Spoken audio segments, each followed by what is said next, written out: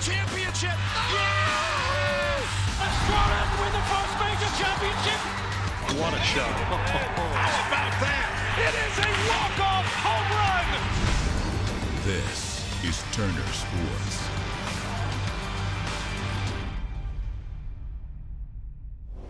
The grand final has arrived. This is our major. They can't beat us.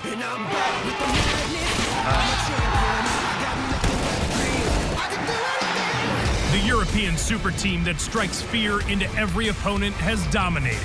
Phase to the final, and Guardian is an absolute god. But the Americans are on their home turf and ready to shock the world.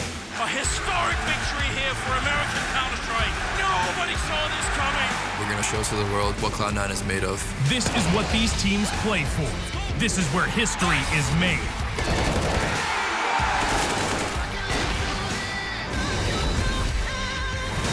This is the E-League Major Grand Final. Yes, welcome esports fans. We're in Boston for finals day of the E-League Major. It's going to be absolutely intense. We're going to have FaZe versus Cloud9, so much history, and it's all about this trophy. I'm your host, Richard Lewis. Joining me on the desk, one of the original voices of CSGO, it's Anders Bloom. Thanks for joining us, Anders. Thank you. Yep. Having a good time, I'm ready. Yes, indeed. And of course, one of the most legendary in-game leaders that North American Counter-Strike has spawned, our very own Tony Romo. It's Sean Gez. Hey, good to be here. Thanks for picking. Absolutely. So look, guys, as we said, it was an amazing day of Counter-Strike yesterday. So much intensity. Let's talk about the semifinals and how these teams got here. Let's pay a little bit of attention to FaZe. Obviously, we're going to talk about Cloud9 a lot, I'm sure. But I mean, FaZe Clan, this is meant to be their major. They've been the favorites for like coming in. You know, we knew SK Gaming were a little bit banged up. They had to use that stand-in. One of the most expensive rosters, if not the most expensive roster ever assembled. A plethora of talent. If they don't win this, this is a missing ring. I don't think it's unfair to say this is what this team was made to do. So the fact that they're here, it seems destined, and yeah, they're such a strong team. They've got to win a major. Yeah, Sean, I mean, the road that they had here, perhaps not as hard as it could have been. Everybody on their side of the bracket seemed to be opponents that you would back FaZe to beat. Yeah, exactly. No one ever doubted that FaZe would get to the finals here when they saw their side of the bracket, right? FaZe was always gonna be the favorite team in this event. Even going into the finals right now, they're gonna be the favorite team. They have such a deep map pool, such talented players. It's hard to ever see a team like that losing. Yeah. Now Cloud9, on the other hand, an unbelievable, difficult run that they faced. It was an uphill battle. They had to beat all of the top teams above them to get there, and they had a titanic battle against SK Gaming. One of the best of threes we had here. SK Gaming also delivered prior to that in a grueling series against Fnatic. But Cloud9, this is what they've been doing. They play with intensity. They play with confidence. They're not intimidated by anybody, and this is how they've got to this final. There are so many small things in their game that is just improving, I think almost game for game. The fact that they've now managed to sort of add those pause buttons every once in a while, even in the middle of a push, they manage to slow it down. They actually talk to each other a lot. You can definitely tell it in their game. Yeah, this is just a big revolution, I would say. Yeah, and Sean, I mean, you've got to be super happy. Obviously, this is where you used to ply your trade. You were Cloud9. Yeah, I'm in half, blue and white inside. Yeah, I'm wearing the blue and white right now, but yeah, I'm super happy for them. I know they worked so hard for this, and they found that, like Andrew said, they found that delicate balance between being aggressive without being sloppy about it. Yeah, and just been a joy to watch so many high-level performances, and it's got to be mentioned, this is why it's a miracle run to this final. They were 0-2 at the start of this. They've done a reverse sweep all the way through to the final, haven't dodged any of the big names to get there. Truly is incredible stuff. And that should, I mean, in theory, mean that they're going to be so much more ready for this finals, right? They've sort of made their way now at the very top of the mountain. Is going to be FaZe waiting for them. That's going to be one hell of a game. Yeah, sometimes you don't want to get to the top of the mountain. You don't know what's up there, and it's going to be incredibly difficult for them. Let's take a look at the schedule, because it's not just about the finals. We've got some other fun stuff coming. Obviously, we have got the Pro-Am Challenge. Talk about that in just a moment. We've got the E-League Road to the Boston Major special presentation. A documentary crew has been following these teams, telling the story of this awesome event, and we're going to give you a special presentation of that here in the stadium. And of course, the E-League Pro-Am Challenge. These are the maps. Overnight we had a big swing. Oh, be still my beating heart. I was so worried I was going to have to commentate a nuke game, but I don't. It's cobblestone. We got the map that we wanted. I think that's amazing. And now as well, we've got an announcement to make, guys. Because CSGO is coming back to ELEAGUE. We've got our 3rd season. It's the game that started everything for us. And we're super happy to have you all support us. July 21st to the 29th on Twitch, we're going to be starting that. So thank you very much for making that possible. Now, we're going to go to a quick break. When we come back, we're going to get into that Pro-Am challenge when James Bartle is going to go up against DDK in some 5-on-5 action. We'll see you after the break.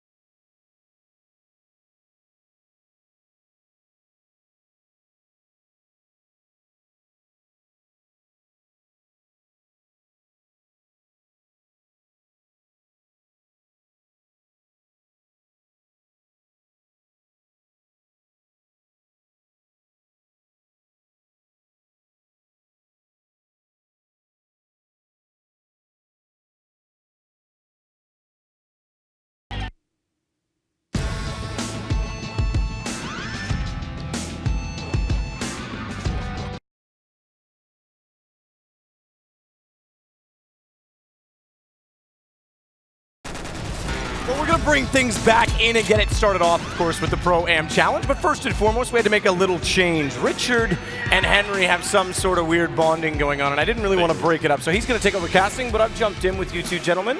How you guys doing? The concept of Sadokist in charge just leaves me very worried, but... Listen, you still run the simulation overall, so you're still controlling me, Anders. All right, I'm happy to know that much. But no, I'm doing very well. I think this is going to be absolutely off the rails. That's, yes, derailed, I think, more than anything. It's more of a train wreck in this Pro-Am. Yeah, train wreck on cobblestone, yep. I'm feeling it. It's coming. Well, with that said, look, I don't want to waste time. These guys are all divas in their own right and want some attention. So, Golden Boy, I'm sorry you have to do this, but please introduce these amazing Pro-Am teams. All right, gentlemen, it's time to start the Pro-Am Challenge. It is going to be the most intense-ish game of Counter-Strike you've ever seen. I'm super excited to jump into this one. Let's go ahead and introduce your first team. Put your hands together for the God Squad.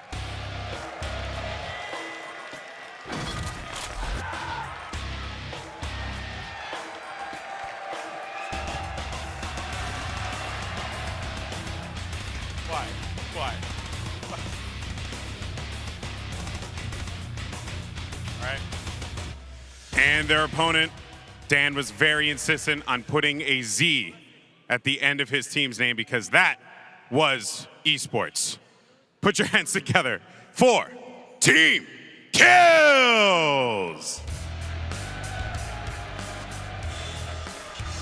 Who the hell are they?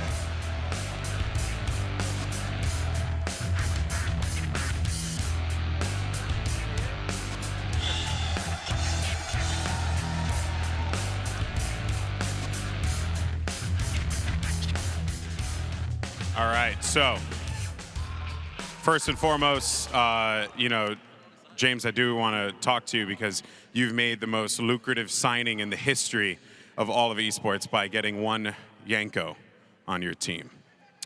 Yeah, but it's the only signing in history, so it is by default. It cost a banana, so I'll take it. Okay, not as lucrative as I would have thought. Fair point, fair point. All right, and then, you know, also, another thing I want to ask you as well was about, apparently you, so I wasn't here for this. You had stabbed James in the back, or sorry, Moses in the back, am I correct? Yeah, Yanko and Moses were my targets. Yanko escaped and also managed to jump ship, but Moses did fall victim to the knife. Moses, and do you think he's going to fall victim to the knife again? I think they're all going to be victims, to be honest. There's a lot of rounds to play, so there's a lot of knives to get. Okay. All right, so now we have Minsik, the VP of Tournament Operations here to make the draw happen. Beautiful envelope. So how's this going to work? Because I'm not too privy on it. We're just going to draw, and we're going to draw the side where... Right. Draw the side. So let's go. He picked a random envelope. And it is going to be God Squad. Okay. Oh, Dan, what are you doing? Dan, what? Oh! Oh! What is this? What are these shenanigans? It's laminated. You can't rip it. It's too strong for your tiny hands. Oh, dear Lord. What? Okay, well, since obviously collusion's a thing here, what side do you want to start on? Because we might as well just go on with the show. Obviously, there's been a printer malfunction. Nothing to do with me, but we'll go for the T side. Okay, so... We are going for the T side. Dan, just any, what happened? Kenny wants the CT side. We'll go CT side. Wait, that wasn't in the rehearsal? You can't just do that. Okay, Kenny has to do whatever he wants to do. Dan, how do you feel about this? Now things have changed. The thing is, James really needs all the help he can get. I mean, just look what he has done. He's taken my MVP of the last tournament. He's got Kenius and Apex. I don't know what he's done behind the scenes to actually make that happen. So, I mean, I think perhaps the most useful thing he's even done today is just plugging Kenius' keyboard in. So. Okay, so are you predicting Team Kills gets the victory here today? I think it should be pretty interesting. I mean, he's working with a completely rigged system here, so we're going to do our best, you know. At least I can walk away knowing that I don't have to try this hard. Oh, okay. Oh. James, final words for your colleague on the other side here. These are fighting words, clearly. It's prison time, and someone's got to be the bitch. Oh! Okay, well, you know what? Yeah, I can't do this anymore. Let's just go ahead and send it over to the analyst desk. These are just ridiculous, gentlemen. Well, I tried to warn you, Alex. It was going to be a rough one. Man, oh man, those two guys have to cast a final later. They're going to be friends at the end of this. But, maybe there'll be some, you know, casting rivalry in the final. That'd be even better, wouldn't it? That's one way that we could certainly see some fireworks going off. Man, oh man. He shanked Moses last time, steals Yanko away, and then somehow bribes in Kenny and Apex. By the way, I've played with Kenny and Bardoff on the same team in a show match before. It wasn't exactly beautiful, but these two teams have played. Last time DDK, actually Team Kills, I don't know what name that is, beat the God Squad. Yes, they did, and I mean, if you look at it though, Henry, who's not playing now, obviously topping the scoreboard. Wow. Source player, but still, he did a pretty good job. I don't know. I think people are sleeping on Moses. You know, ex-CPL player, obviously very dedicated. I think they're underestimating him. Sure, I think absolutely that's possible, especially where he's got this sort of vendetta out against Bardolph. Taking a look at the other side of it, though, we talked about obviously being stacked on Bardolph's side. I understand it. James yet to frag Bardolph. Does need all the help he can get. The team kills lineup is interesting in its own right, as you say. They've got Moses, but they brought in 2 guys who are at their first major. I think they're going to be keen to play in this with Boomich and obviously Jimka. Yeah, I'm ready for them to carry it through. DDK all the way. DDK all the way. Yeah, I like it. I like it. Does his smaller head give him an advantage? They're not going to be able to hit his headshots quite so easily? Yeah, but I do appreciate James's efforts here, because as an ex-manager of mine once said, if you ain't cheating, you ain't trying. Oh, all right, all right. I like how the banana is the biggest signing ever, and I think that's almost overpriced for Yanko, personally speaking. Yeah, I don't know about that. I think they've overvalued Yanko on that one. I think they could have got him for cheaper, probably, especially if they asked him at the right time, you know, just as the bar is closing, and try and get that deal in. He's going to do anything, so. Well, I mean, look, we made fun of God Bardolph enough yet to frag, but he's not the only weak link in this. In fact, the other team captain, Dan, former Quake player, always talking about his insane flick reactions, is apparently better at dying than killing in this game. Last time by, it was not easy for him. In fact, Isaac, the Polish commentator, the legend in his own right, took him down a number of times. I think he actually ended up with 2 team kills in this. Judas is no brother of mine, taking down his own team. Maybe Bardolph paid him off in that regard, too. Here's everything you need to know about Dan as a video game player. He plays with inverse mouse. Yeah, I don't remember a Dan flick. Trust that? I do not remember a Dan flick. How do you play with inverted mouse? Magic. I mean, that is. I'm not even sure if he realizes. Maybe that has been the problem all along. I'm not going to lie to you. When I played Halo, that was like the first console game I played. And when you're doing the tutorial, it asks you what you want. I didn't notice the difference, and I played inverted for about a year and didn't know. Do people? I mean, is I it was like 10 played years old, flight so it's simulators fine. or something? Well, how do you get started on inverted mouse? What is this smile from Dan in this picture? Can we talk about that for just a minute? I already got it. Don't worry about it. That's that is like that's $1 million smile. I think. Man, oh man, picture says everything. Maybe a nervous twitch in the back of that. I mean, look at the fact of the matter is he's got some weight to pull behind him. Moses is, I think, absolutely going to have to captain that team in many ways. Yes, and I mean, I think that can work out quite well on Cobblestone as well. I think that's going to be interesting. Yeah, well, interesting in its own right, because obviously the other side of that, James did not want Nuke at all. See, and I want with Nuke. Kenny, I know you want Nuke. You're the only one who's actually theory crafted it, probably more than the pro teams. God Bardolph on the other side of this, though, has been in many of show matches. He's done some okay things and some average things on his side. But Yanko normally top frags. I'll give it that. Did they actually make a logo for their team? This is so ridiculous. Why did they put so much effort into it? James made a logo, rigged the draw, got the best pro players. This is out of control. Yeah, commandeered our green room PC in Atlanta to practice for 2 weeks, by the way. Actually got mad at me because I went on to play one game of PUBG with Bialy, and he was furious about that. Great meme. I can't believe he stole Yanko right out of EDK's hands. You have to do something. I mean, obviously, this is ridiculous. But this, look, if someone is in prison, there's going to be a shank made. Last time he said that both were going to be his target, both were going to be his victim. Poor old Moses. Here's a real question. Who's going to op on this team? Is it going to be Kenny or Yanko? Because Yanko used to op on his team. I was told by Bardolph as we look back at the moment with Moses that will forever go down in history as Moses' darkest moment, I think, in all of Counter-Strike history. And there have been many. Look at that. What is his line? The Lannisters send, I can't remember what it is. Obviously wrote that one himself. But look, the fact of the matter is, you look at a guy like James, and James in the green room says, I'm stealing the AWP. Kenny S is not touching that gun all game. Looking forward to the drop AVP. Yeah, exactly. Please give me that, Kenny. I'm good. I'm good, James. The conflict they had last time, by the way, is I remember playing with them. Kenny wanted to do a 3-2 split on A, and James yelled at us for not boosting him in middle. So we'll see if it goes down. Look, we've got some leadership conflict between them. There's a bit of a rivalry. Dan and James, you guys got to pick one of the two.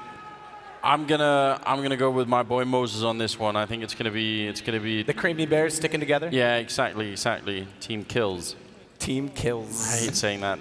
Yeah, terrible. It's a terrible name. It's awful. Sean, you're no stranger to this level of Counter-Strike. You must have some experience in picking. Jesus Christ. I figured you might like that one. Who are you picking on this one? I definitely am going with James. Oh, all right. Little split decision. Listen, I'm going to go with all of us at home being the winners when this is over. So let's just get to it. It's going to be about as confusing as trying to watch professional Overwatch, but we're going to go with it anyway. Let's go. Get in there, boys.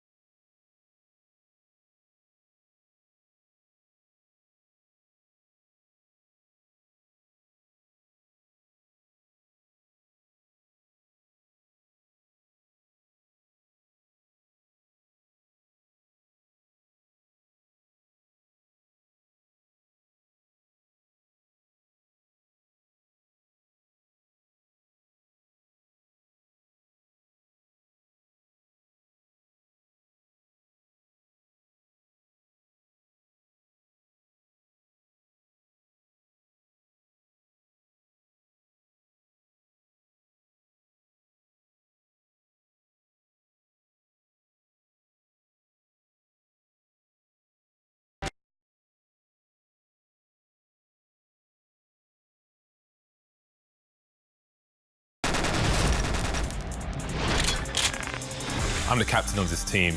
Everybody will bend the knee to me before the match begins. James now has, he calls it the God Squad. He's got everything going for him, but he himself is the weakness. So we're going to find out where James is, where he's playing, and we're going to make his game hell. Dan is, he's a headless chicken. Moses is the ex-professional. He's the one cannon they have, and when that cannon gets taken out, there'll only be the wheels left.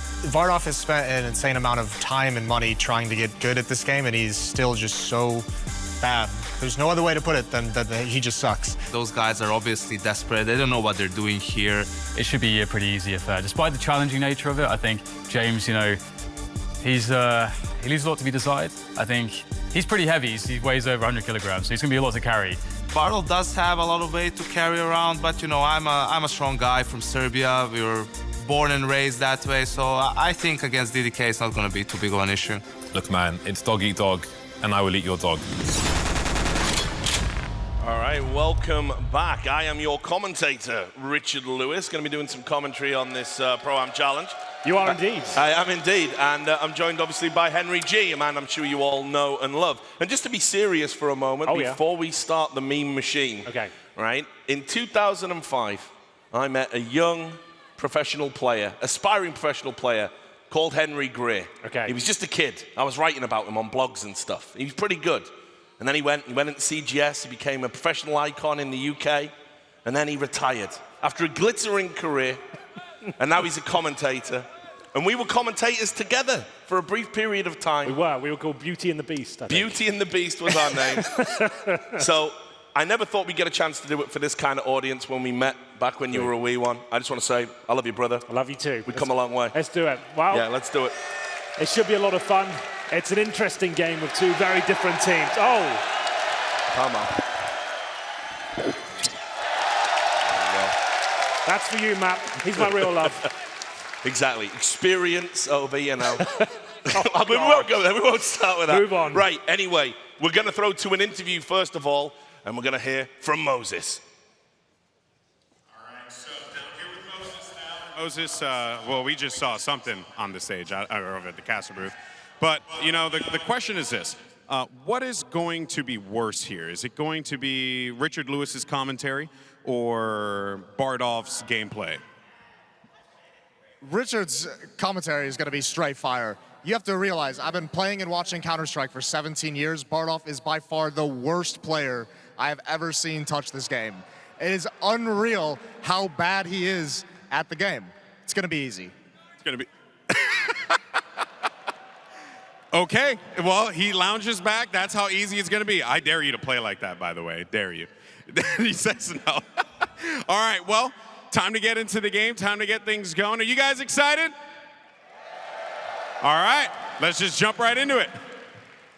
Right, let me tell you something about James Bardolph. Oh, wow. I'm going to start off with spitting some straight hot fire. Known as a journalist, I only bring the facts. Bardolph is boosted into global. He plays alongside all of the female pros. This is a well-known thing on the circuit. Moses is absolutely right. James Bardolph is the worst Counter-Strike player. Even I can give him a game, and I got one eye and a gammy hand. Is this why he's surrounded by these amazing players? Is it more of a handicap thing? Well, I couldn't believe it. Obviously, I work over at Turner Sports, and when we were signing him to bring him in, obviously, he was going to do the final, all this. He had a list of demands, Henry.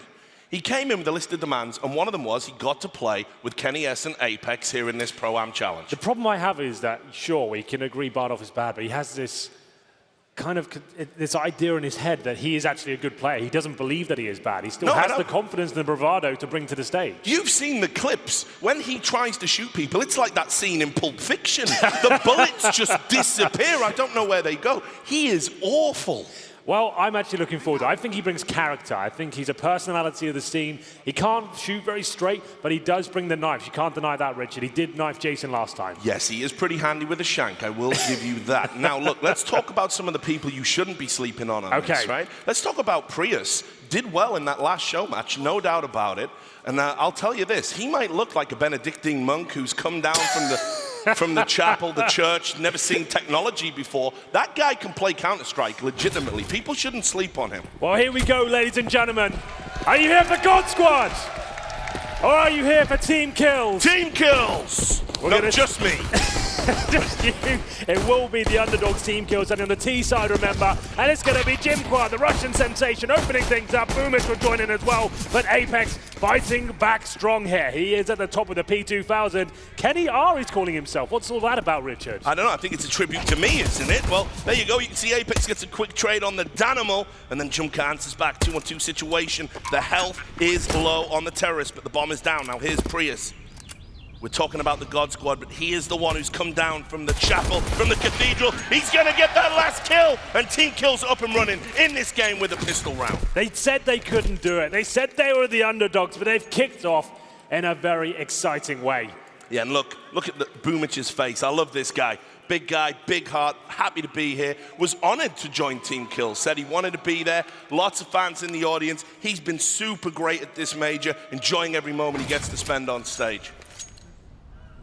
So what's going on here? Not tactics already. Don't pretend you have any, Dan. I do, you never know.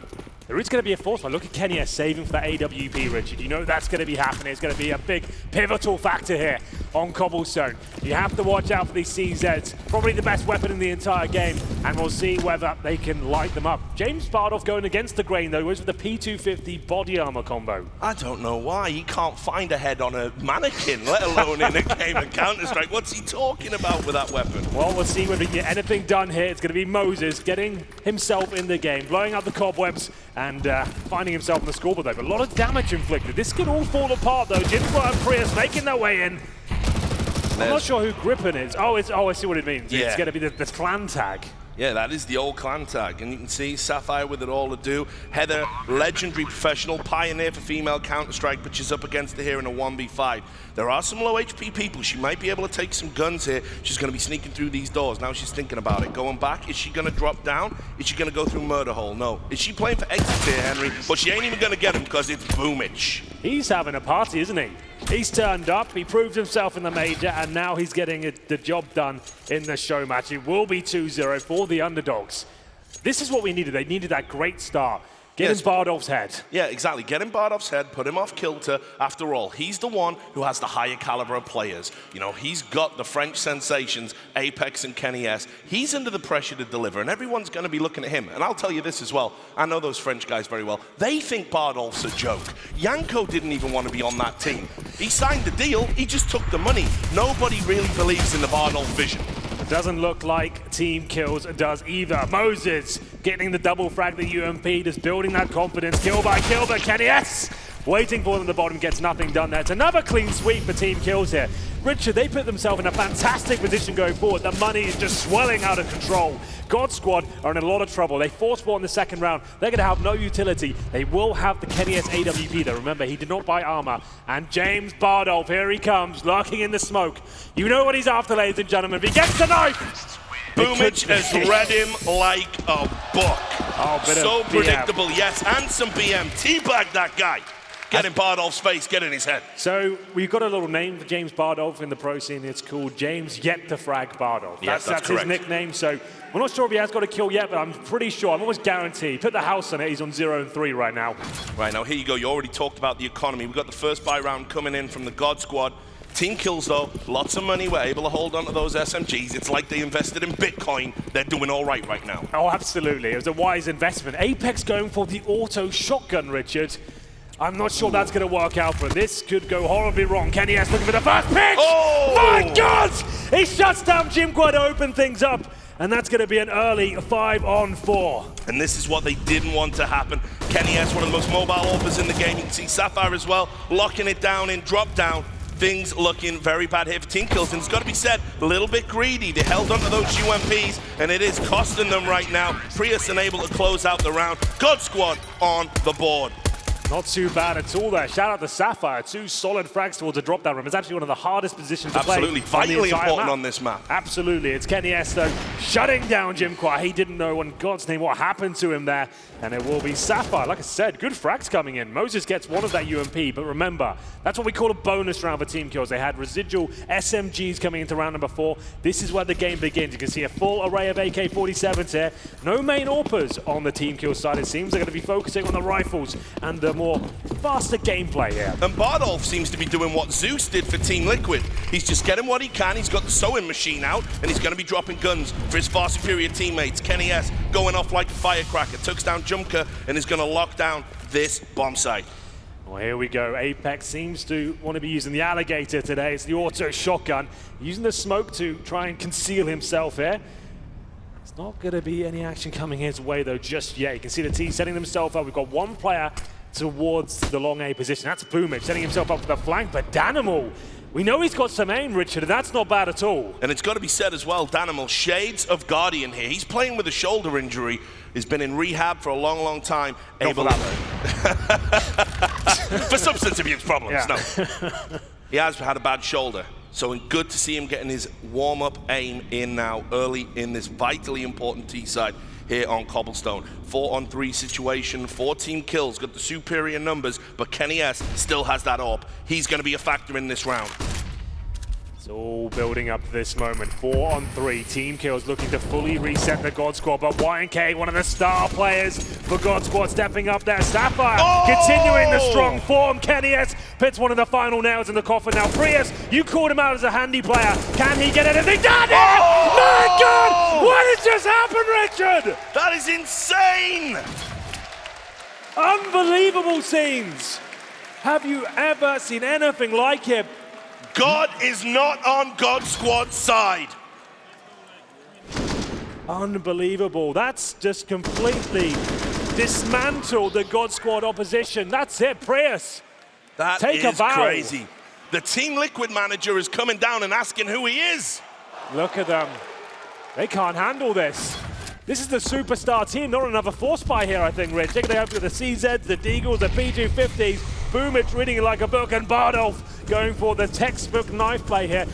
This is why I hate playing with Bardolph. Even when you're playing like competitive games, he's going for knife kills. He seems to think this is a good thing to do. Yeah, but here's the thing, Henry. You've seen him with a gun. It's 50-50. It's a coin flip. He's about as effective with the blade.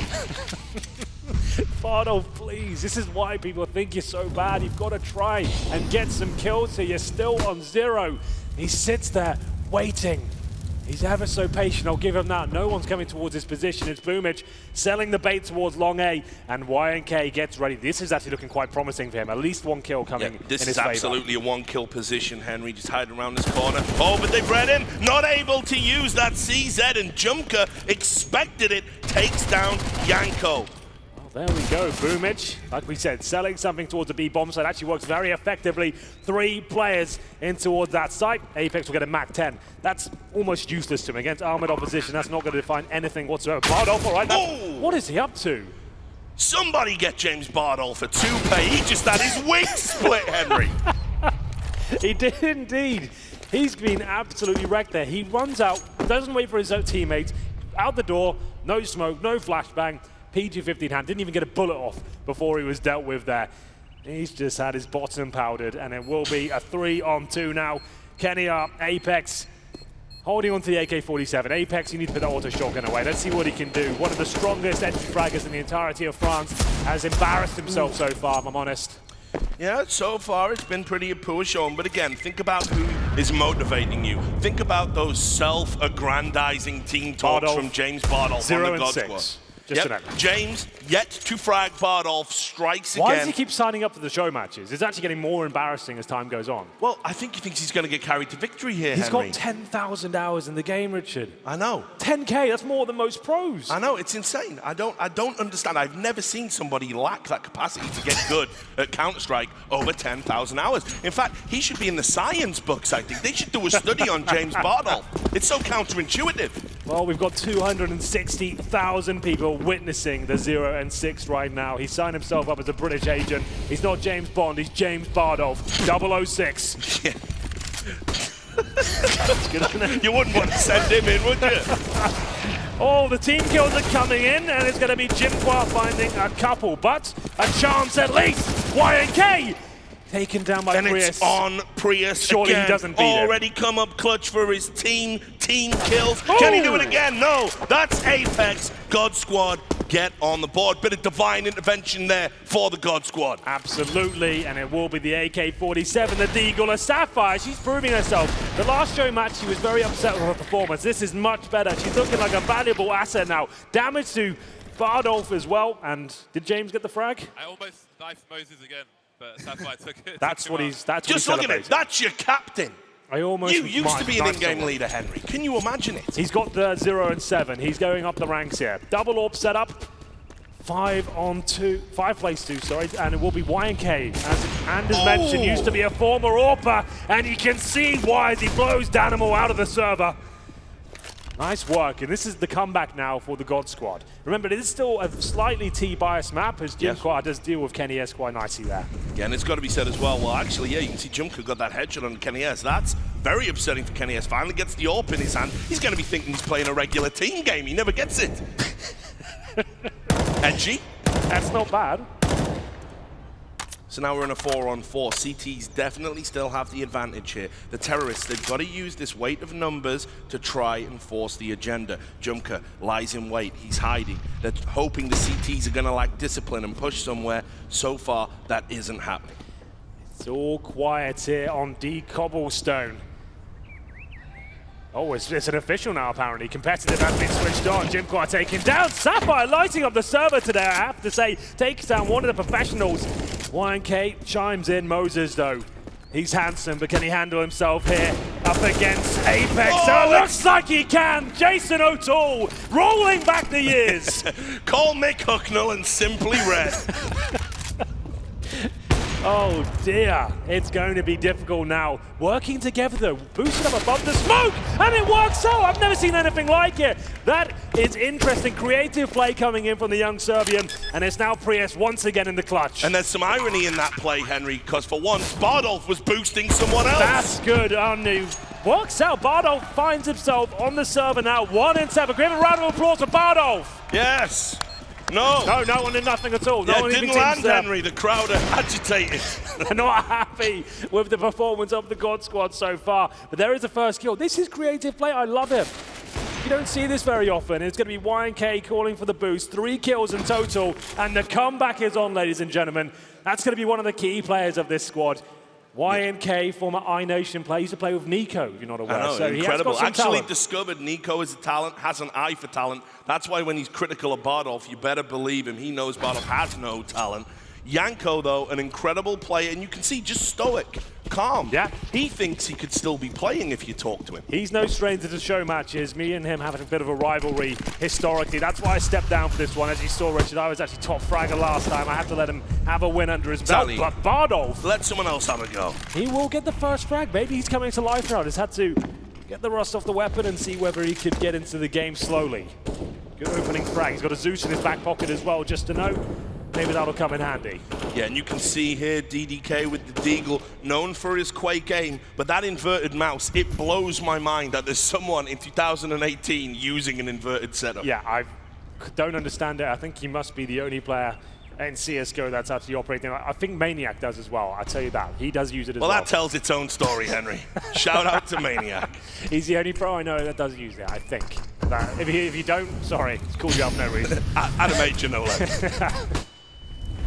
So here we go, drop down area, it's all happening. Apex not able to hold it again. He's having a howler so far, Henry. Is he a professional player? I'm not sure, maybe his head has gone down after being knocked out in the quarterfinals, but Kenny R, he's calling himself. Now, I don't know why we'll be using the AWP once again. He is at least showing up, and wow, oh my God, he does miss a key shot there, but makes up for it. Makes up for it with the second. Now Yanko dancing around. He's moving like it's a Friday night, and the God Squad are gonna get another round on the board. 4-5 now. Absolutely. Well, this is looking like what we expected. It should be an eco coming out at this point. It looks like this is a timeout, Richard. Yeah, it looks like a timeout. I can see Golden Boy making his way to the stage. What's going on here? Something's happening. Yeah, this is highly irregular. They've interrupted the game.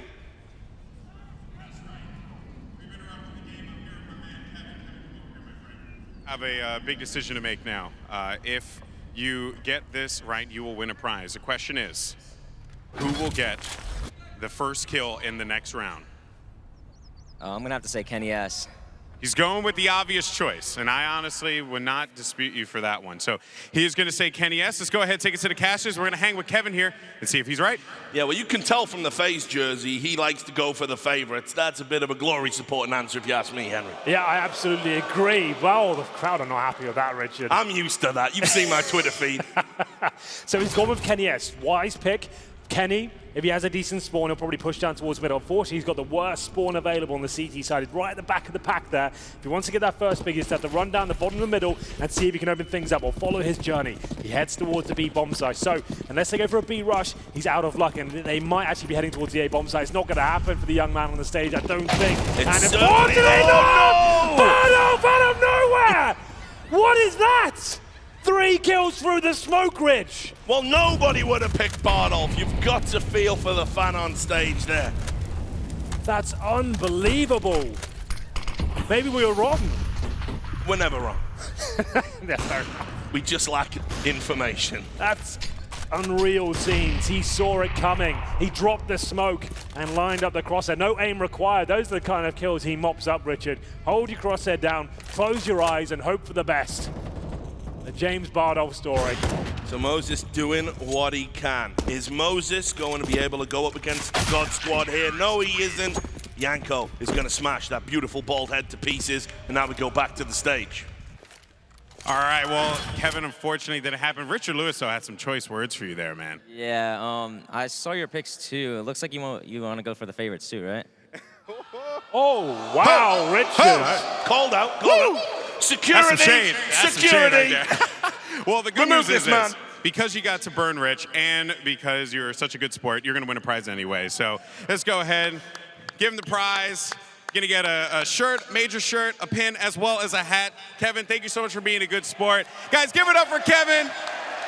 Thank you so much. Richard, Henry, take it away. No worries. Welcome back. It's all right. I can take it. I can dish it out and take it, guys. Look at this replay. He didn't actually have to aim there, Rich. Just holding it down, killed 2 people without moving the mouse. I've never seen anyone be able to perform an operation like that with no mouse control whatsoever. He could have done that with keyboard only, just holding shoe. I was going to say probably just as well, really, for James. Does get that little score boost. And looks here, yes, the round is going to start. So they've had a little bit of a time out there, able to kind of talk and get things going. Things are still looking good for team kills here, but nobody seems to be picking up the AWP on that T side. Nobody's trying to work those entries. Well, the thing is, you're up against Kenny S. Does anyone dare go up against him with the AWP? That's the thing. Is it worth the investment, the $4,750 going down the Swanee if it all goes wrong? But on the other hand, you might be going up against Yanko. You've got to fancy it. He's an analyst. Someone's got to be brave on this He's going side. through middle! This is unprecedented! Oh my goodness, it won't work out for him. He gets 1 kill. Moses and Boomich doing what they do best in a united front. They managed to take down 2 players there, and it's up to Apex now. He has been quiet this entire game, flashes himself in the middle area. I think he's done for here. He looks rattled. Yeah, well, he's gone for the peak, and Sapphire chiming in, done so much good work. Apex does get that kill and lock it down. Junker with a double there!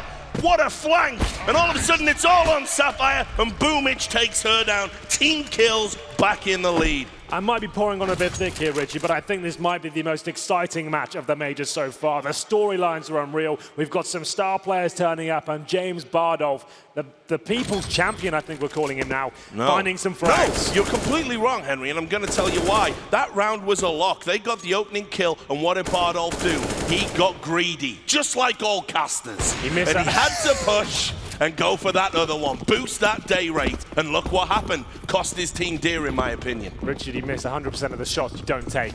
Bardolph is going for the stars right now. He wants to make the MVP plays. He's done it before, and I'm on his side now. I think he can carry this game as we go into round number 12, ladies and gentlemen. It's another bye round here. Kenny S. Bad timing there. He's going to peek out. Surely hits it. Animal goes down. Absolutely. And there's going to be missed shots. Chaotic times towards the B-bomb site. Yes, and Kenny, yes, that's where you want him, but Moses, able to read him, gets that pick. They're blind. The T's, they're swarming all over the bomb site here, and Junker's going to get a pick of his own, taking down Sapphire, who's turning out to be the star player here for the God Squad, and Boomich is going big, and it's all on Bardolph, and it's awful. He's spraying into the box. He can't do it. He can't hit a bomb with a banjo, Henry, and Junker is going to put team kills 2 rounds clear. The look on his face says it all. Bardolph struggling to perform after that historic round, the 3-man spray down, one of the absolute highlights of this tournament so far. He can't replicate that form, and it's Boomich completely wrecking his opposition, making them a foolish crash bang wallop. What a round. And we go 7-5, round number 13, full eco for God Squad. What's the play? They're going to have to be creative here. They're going to have to push together as they head towards middle. That's exactly what they'll do.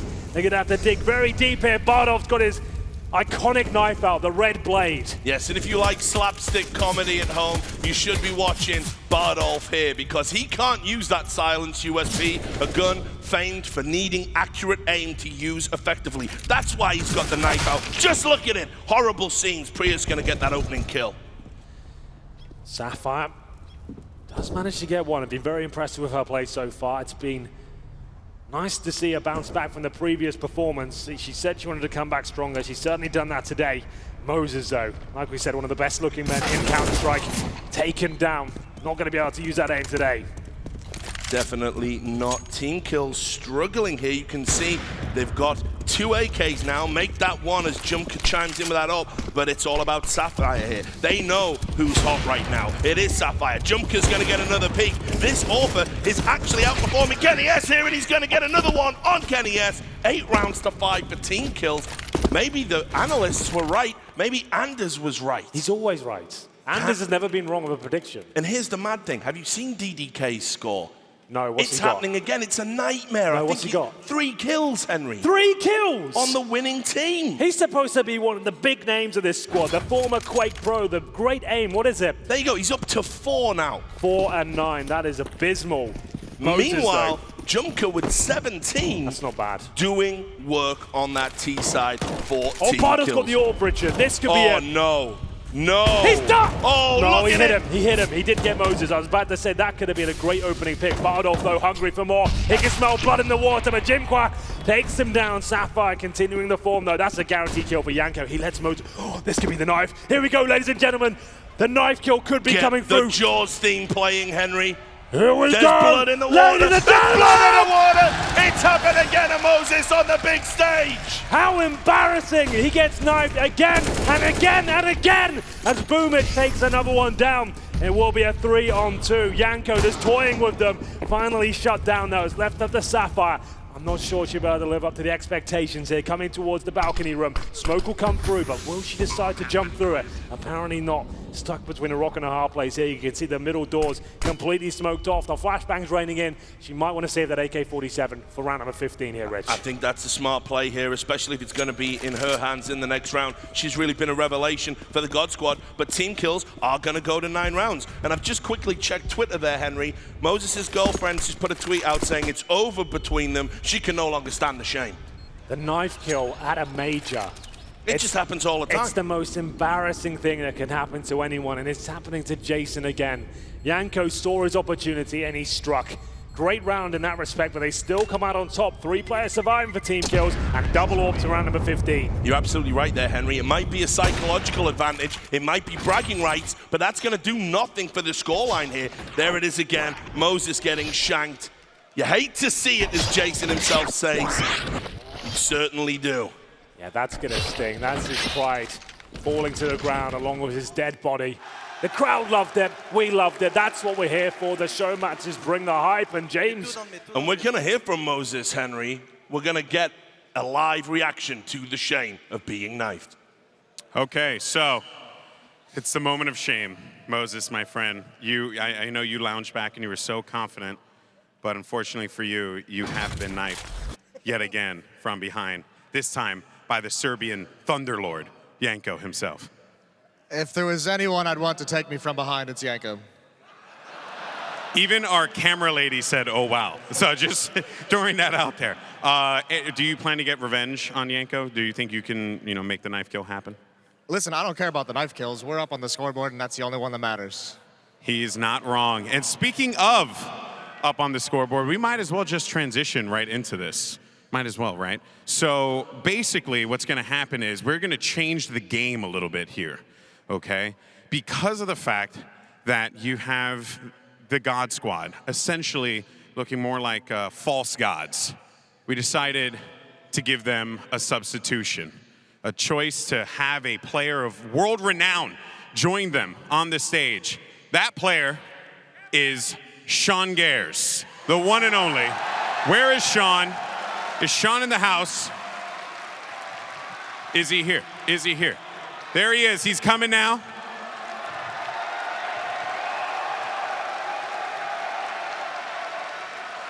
Sean, my friend. Okay, so we're going to go over here to Bardolph. Let's just walk over here. Let's just make this happen. Obviously, this team is in Struggle City, population 5. So clearly you need to make a substitution here, but we're going to have the captain make that choice. Honestly, if it were up to me, though, I would suggest that he step away, if I'm being real. I would literally say the same thing. Thank you. Bardolph, come here. My child, please. You have just one. I have to ask you, I mean, you are, the struggle's real with you right now, my friend. What's going on? Well, we're on the CT side. I wanted to start T side. Kenny said CT, so basically it's Kenny's fault. So you are blaming one of the greatest players in CS, Kenny. Okay, well, now you have to make a choice. You have to sub in Sean. Who's it going to be? I wanted to replace Yanko. Let me cut you off, Alex. I'm not subbing. No, I'm not joining this team. What? Oh, my God. Take it. Sean's a bitch as well. Oh my goodness gracious, the shenanigans. I can't even believe this. Sean Gares decided not to sub in. He said no, he doesn't want to be with this trash team. And that is unfortunate, but I don't even know where to go from there. Gentlemen, take it away. Highly irregular. Reminds me of the way he left Cloud9. He's had enough, Henry. This is at a historic moment, the first time in E-League history, someone deciding not to sub in. It was a prime opportunity to help the team out, but he thought, that team is beyond repair. But this is James Bardolph in a nutshell. So selfish, self-absorbed, wouldn't take one for the team. It's the God Squad, Henry, that it should be about. There's more than James on this team. Wouldn't sub himself out. It's just embarrassing at this stage. I'm not sure what there is left to say. They're struggling right now. They've got the biggest names in Counter-Strike on their side, and they can't find a lead. Sapphire's doing everything she can, but she's being let down by James Bardolph. KennyS having the occasional rounds. Apex having an abysmal performance. We need to see them step up as we go into round number 15 here. It's a mishmash by at best on the God Squad side. Apex with a shotgun. James Bardolph with the scout, Richard. What do you think about that? James Bardolph with a scout is the stuff of nightmares, and I don't mean because he's going to kill you. You just don't want to see it in your game if he's on your team. Well, this should be disgusting, as he would say. He goes towards middle, ladies and gentlemen, and what is the play here? Yanko sets him up with the smoke. He doesn't want to commit. What is this? They're going for a bit of a creative play there. Yanko has actually thrown a smoke down there to stop James Bardolph from peeking to help the team out. That's the level that Yanko operates on. Team kills looking very good here, going up against that weakened economy of the God Squad. Nades coming in, doing a little bit of damage to KennyS and Sapphire, and there's Jumker again. What a hero's performance he's put on in this first half. Very impressive him, of course. He takes down Mr. James Bardolph. That's the scout dropping. It's shotgun time though, and it's a huge miss from Apex. Bailed out once again by Sapphire, holding that drop down strong.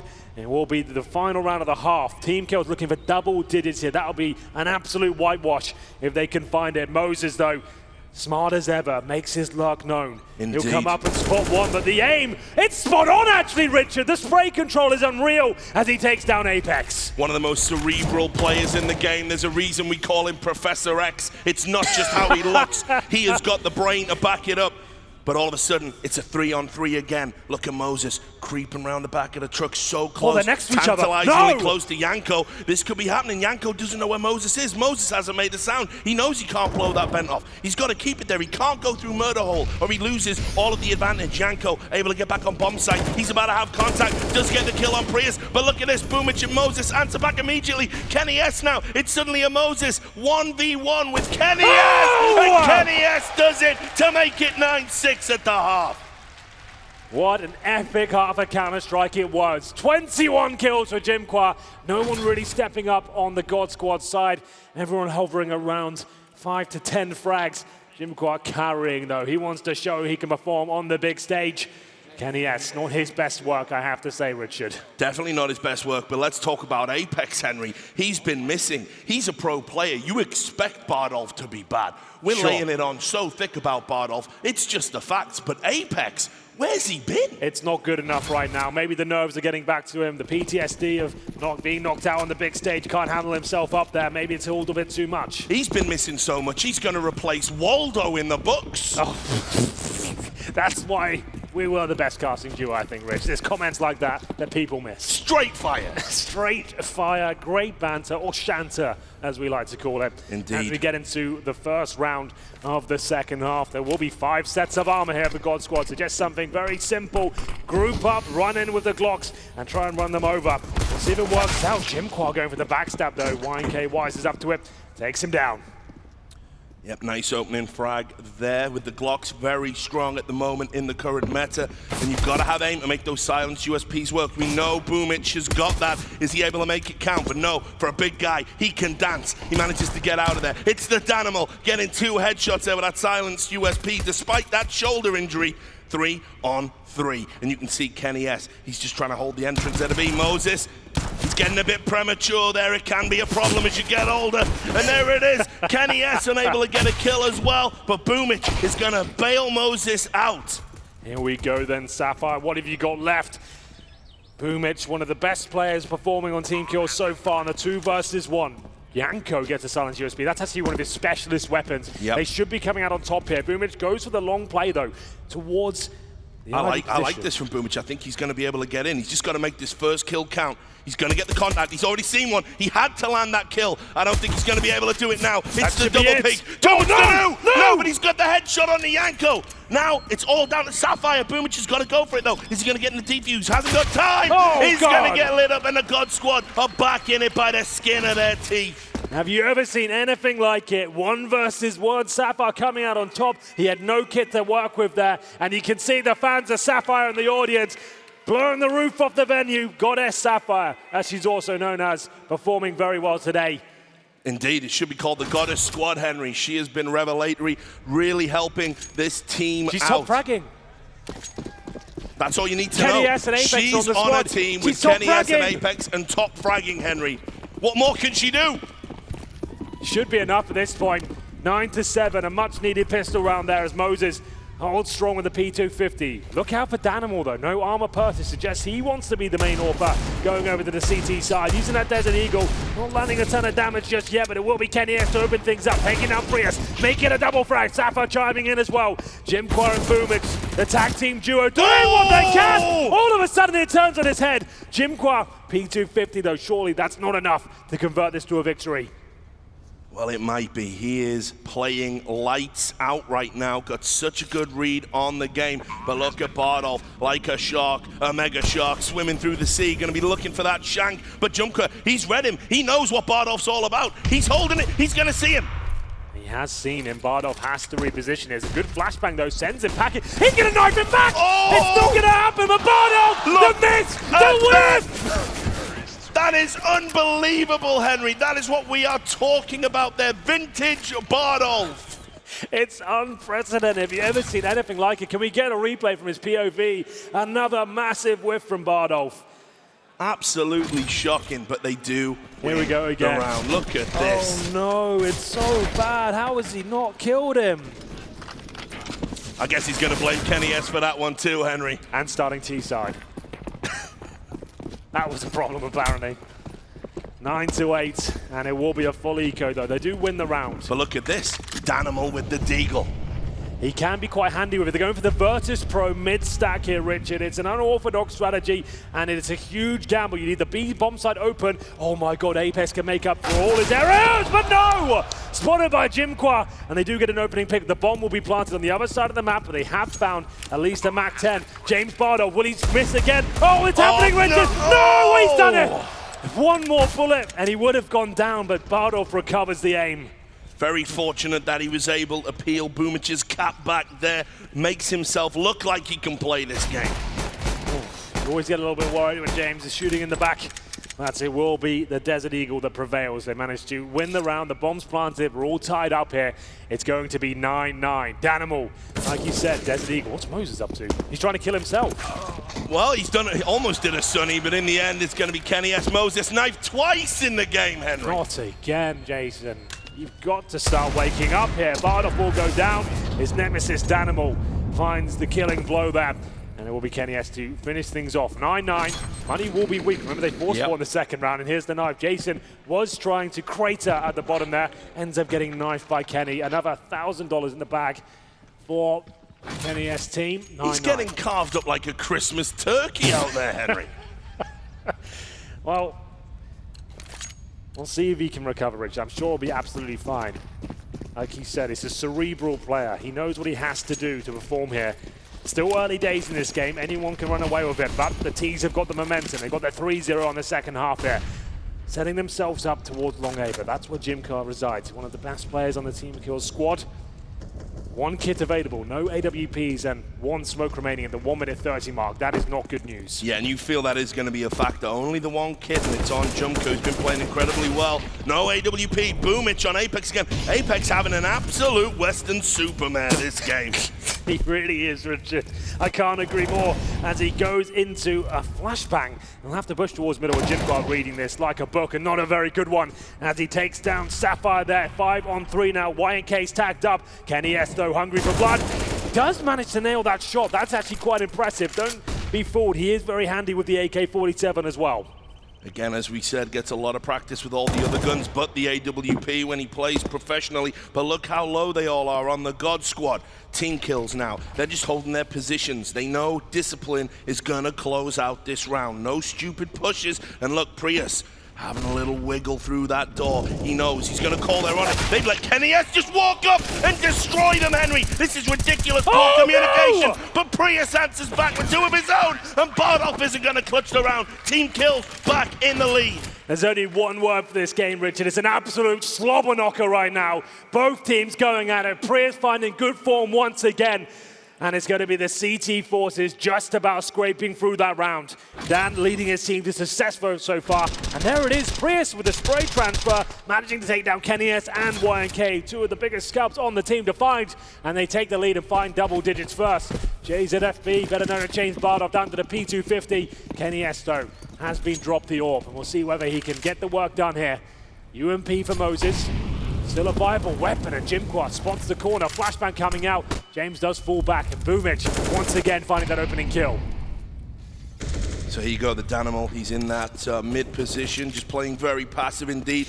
Meanwhile, Bardolph, he's looking all over the place, just desperately wants to find a frag. You feel like he's stats padding right now, and Kenny S has got to get somewhere where he can make this AWP count. Moses trying to hold drop down with the UMP. He's spraying away blind, and he is going to get taken out by Apex, who is finally starting to arrive on the server.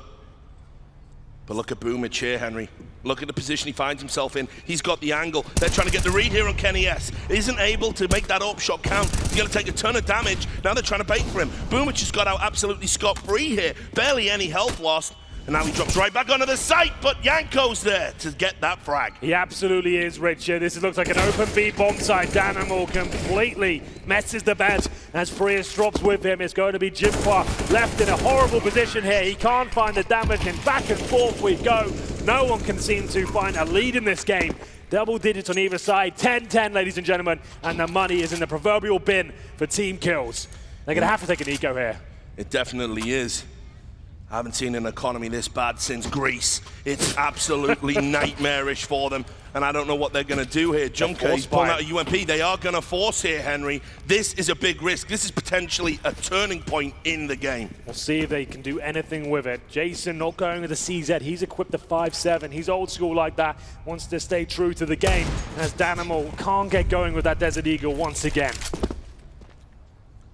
So despite the force buy, we're going to see a much slower round here. Boomich in the smoke! He's going to get Bardolph's head ripped right off his shoulders. He does take a little upgrade there as well. Bardolph's gun goes down on the floor. It's given to Boomich, but Apex starting to show us why he's considered a world-class talent. Takes down DDK, also known as Deadly Deagle King. By who? I just made it up. Oh, good. So, it worked though, didn't it? Convince me. As we get into a situation for Jimqua. The snake in the grass, Richard, coming in, but he has been spotted. Can he find Sapphire? It's a key frag to make, doesn't have the firepower to make it happen. He finds him, that's going to be the cue to make their way towards the A-bomb side. Look at this though, health is a factor, it's not again! Prius is doing it again, so much impact, and now it's Boomich versus Apex, but Apex only has 2 HP. Boomich doing the long wraparound. This is a game of cat and mouse, and I will tell you, the cat is a very big cat, Henry. Absolutely. Mouse, though. Apex Mouse. It works on many levels, actually.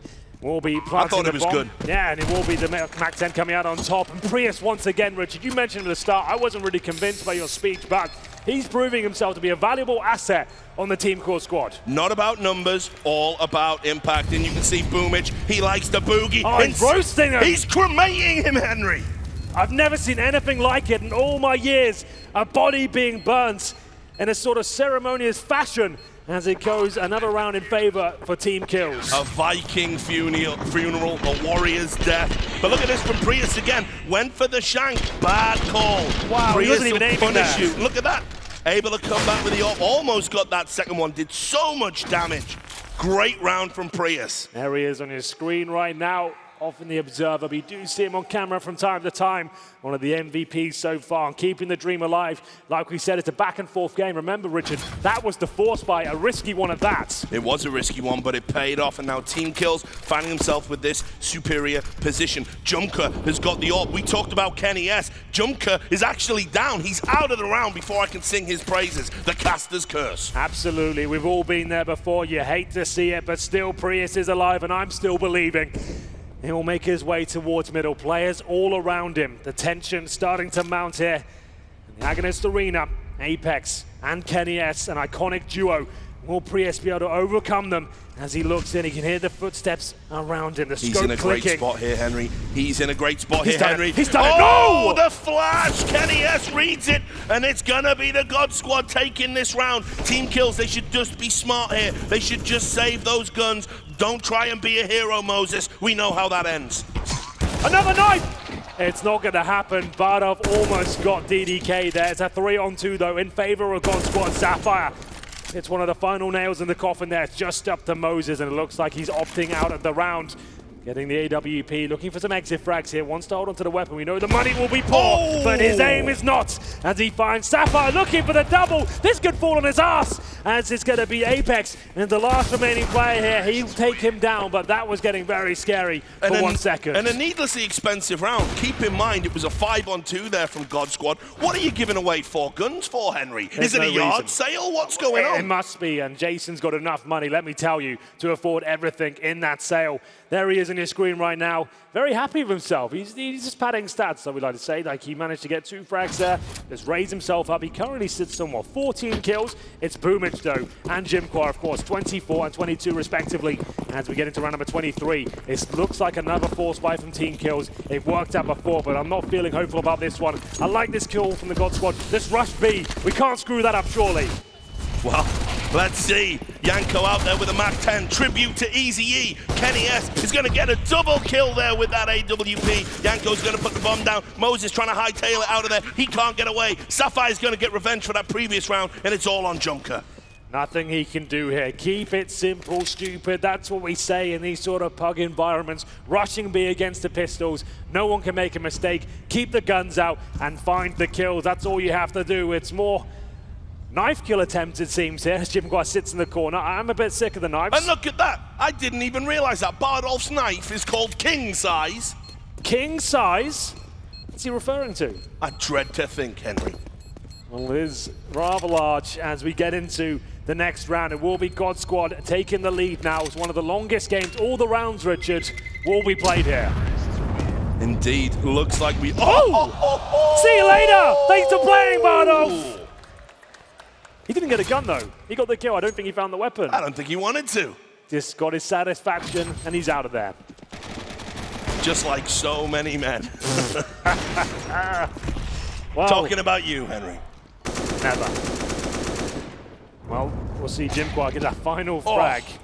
Brutal. He jumped over the gun, I think. I've been loving what Junker and Boomich have been doing in this game. They were wheeled out as if to be sort of, oh, these are the B team. Yeah. The QB Fire guys have been amazing on that stage. Pay attention. They're making sure you don't forget. Kenny S gets the gap in the smoke, but Zeus! DDK makes him look like a fool as he steals away the AWP, and could that be the winning moment of this round? Indeed, the God Squad visited by again. one of the It's gonna happen again! It's the Zeus! A double Zeus there! Double Zeus, have you ever seen anything like it? This is why we love Counter-Strike. As the Zeus finds 2 frags there, a weapon I don't think we've seen used in the entire of the tournament. It does step up here in round number 24, and surely not a full eco victory is on the card for Team Kills. I think it might be Henry, the God Squad, visited by the God of Lightning and smited down. Team Kills now, it's all theirs. They've got an AWP on DDK. Junker has that AK-47, and there's another pick. It's all falling apart. The flatmates taking each other down, and Prius in a perfect position. I don't think Apex can do this, a 1-on-5. He's going to get Prius. No way. He's going to get DDK. No way. He could step up it. This would be a 1 versus 5 He's going to get the plant. He's going to get the plant, Henry. I don't think he's trying to bait them out. He's trying to get targets. He knows what they're up to. Remember, they've got no armor here. 2 of them with basic weaponry, and Apex has had enough. He doesn't want to be known as a joke of this game. He wants to show he's still a talent.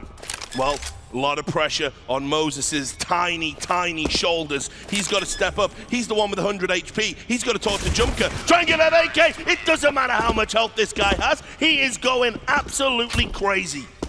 Apex playing himself there. 2 fake plants attempts, but this was the winning moment. DDK stepping up with the Zeus. Boomich as well. I've never seen 2 Zeus kills in one round of professional game of CS, which it definitely is. Look at that.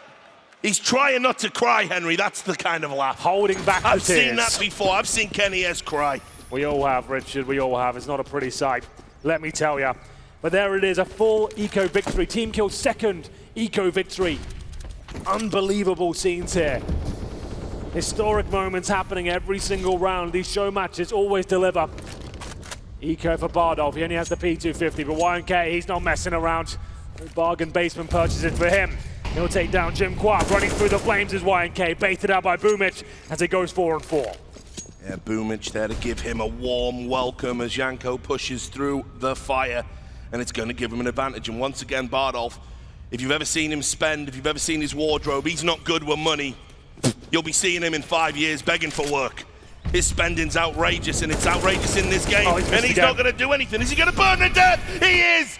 DDK serves up barbecue for Bardolph. There we go, it's DDK making up all of them once again. Sapphire though, precision AK-47, but Prius can only find one from the tree. Boomich and Moses. Now just Boomich in the 2 versus 1. How are they throwing this away, Henry? They must do, because Kenny S has spotted Boomich. He's going to make light work of him. The flashbang is perfect, but the shot is not. Only hits him in the leg, rushing him with a knife, and he's going to get it! We've got Zeus kills, knife frags, Molotov kills, and it's all coming together once again. Anything but gun kills. Yeah, absolutely. We don't want those. We want the exciting moments here. Well, I've got to say, I do not know how Team Kills threw that round away. If I was them, I'd be taking a timeout here. You've got to reset mentally. I don't think we've had enough timeouts here. The tactical form has not been on point, but Bardolph has changed things up, Richard. He's gone for the sword-off shotgun. A controversial purchase, JW made it a real thing on this map. Absolutely. And let's see if he can live up to those high regards that JW gave this weapon. Indeed, and if he doesn't get a kill with it, maybe he can go and rob a bank, who knows? But this is a sort of force buy. A quasi-buy, dare I say it, the worst term ever invented in Counter-Strike. And Team Kills have got to do something with it. They've got that advantage now. Are they able to press that advantage? And look at Bardolph with the sawn-off. He's doing what he can here, lurking towards the drop down. It's Sapphire with a decent shot, but look at the lurk coming in here, Richard. Moses using his years of experience to get in the back flanks here. He'll come in slowly. He just needs his team to buy him a little bit of time here. It's going to be Danimal struggling, and then some. The no-scope attempt is awful. Moses drops like a sack of spuds, and it will be Jim Kwak once again left in the impossible situation. Indeed, potatoes all over the floor, and now Junker has to try and salvage the round, and Sapphire has got his number. Not literally. Want to make that perfectly clear. It's all puns as we get into round number 27. All still puns. It's 2K available in a desperate moment now. Do or die time. You're going to take a tactical timeout, Richard. This would be the moment. They needed to do this earlier, in my opinion. Now they find themselves in the hole. The God Squad within touching distance of this controversial victory. 7 for 22. Bardolph with his record-breaking performance there. That's his best score he's ever got in a show match. So congratulations, James. You've proven the haters wrong. You've proven the haters wrong. 7 for 22. Print it out, pin it to your refrigerator. Remember this moment, Bardolph. 7 kills. And look, you can see they've gone for the full eco here. Moses did get that Zeus, not able to use it. And now Boomich, he's going to try and do something with the Zeus here. They know they need to turn this around. I don't think they can do anything here. Boomich has got to play for an exit, try and get a gun, but the God Squad are going to be at match point. That is now inevitable. Absolutely so. He just needs a weapon. The Zeus works out for him. He can't hit the footsteps just yet. Something like that. Absolutely. Another Zeus kill comes in, but will he be able to keep the weapon? That's the main question. God Squad might as well go for it. There'll be a match point in the next round. Oh, nearly a 3. That was exciting. If he keeps the AK, that would have been it. It would have been enough to potentially win the next round. But Richard, they did take a full eco there. Absolutely. They're not going for the win. They're making sure they can grind out overtime. I'm not sure it's possible, I'm not sure they have it in them, but they do have the firepower with 4 rifles. Yeah, well, it's not even that great, though, is it, Henry? You can see the Danimal, he's had to get the FAMAS out because they're going for the utility over the weapons, which you absolutely should in this situation. They've got to shut out the God Squad. Meanwhile, the God Squad, they are feeling flush. The collection plate has been passed around. Lots of money dropped on it. Kenny S has got that AWP. Certainly has. Boomage, though, wants to get aggressive. He's had enough now. He knows he's the best player on this team. As he looks towards the B-halls, can't find the shot, though. Fancy footwork from Sapphire. Evades death once again. Yanko opening up the fragging 5-on-4. This could be it, ladies and gentlemen. The winning moment of this historic show match as Jimqua strikes again. Takes down YNK. 4-on-4. Is there any life left? They're still in this, Henry. They've still got to believe. They've still got to fight. Keep in mind, one of the God Squad is Bardolph. Somehow, though, he's able to beat Prius. Despite Prius getting that headshot, things are looking bleak indeed for team kills. This could be it. 4-on-2. Jimqua and Danimal to save the day. James Bardolph trying to finish things off in style. He might be able to do it. I think we're all done, ladies and gentlemen. They think it's all over. It's Jimqua trying to fight for tournament life here. Flashbangs coming in, the knives are all around him. They're coming through, but he's fighting back. Well, now he's suddenly in a 1v2. One of them is James. It's really a 1v1. Jumka's gonna do this. He's gonna push. Doesn't have that kit, though. Doesn't have that kit, though. And Sapphire's gonna get the kill. And God Squad, they made a meal of it, but they're gonna win the Pro-Am Challenge. Excellent performance there. It was a rough start for the God Squad, Richard. They went down, 0-5 after losing the pistol, but they held their heads high. Sapphire especially, great performance on the CT side. Bardolph, like we said, record-breaking score by his performances in the show matches so far. 8 kills, 23 deaths, not bad at all. No, and as I said, get a straight jacket because Jumka is insane. I have never seen anything like that. An incredible performance. Oh, you can see hugs out. They know that Apex and Kenny S didn't want to be there. Yanko didn't want to be there. Heather probably didn't want to be there. Look at this, reluctant handshakes. Oh, there we go. Jason's such a great sport like that. All still mates, I think they call it, Richard. It will be a victory for the God Squad, but team kills will be forever in our hearts. Yes, and I think we're going to be going over to the stage. I saw my doppelganger, my twin, Golden Boy up there. And I think he's going to have something to say in just a few moments. But I don't know if I want to see this, Henry. I'm not sure I don't know if I want to hear from Bardolph. I might just throw this headset down on the floor. You're just going to have to accept the reality here, man, that the God Squad are your Pro-Am Challenge champions. Congratulations, Bardolph. You just died your way to victory. Very impressive stuff. How does it feel to get the win over DDK? It feels pretty great. I mean, I got to run around and try and knife people for most of the match, while the rest of my team actually won the match. So, you know, it's like being on holiday. It was pretty good. Fair enough. So there was some controversy, though, at the half when Sean decided not to join your team. Are you happy that that has happened now? You know, Sean and I used to be buddies, but clearly he's a traitor, so I don't know how I feel about him anymore. But there we go. Fair enough, fair enough. And finally, you know, can we expect a reign of dominance from the God Squad moving forward? Absolutely, but next time, Kenny's taking the scout and I'm taking the AWP. Fair enough, fair enough. What happened? Well, we would have lost if it was the case.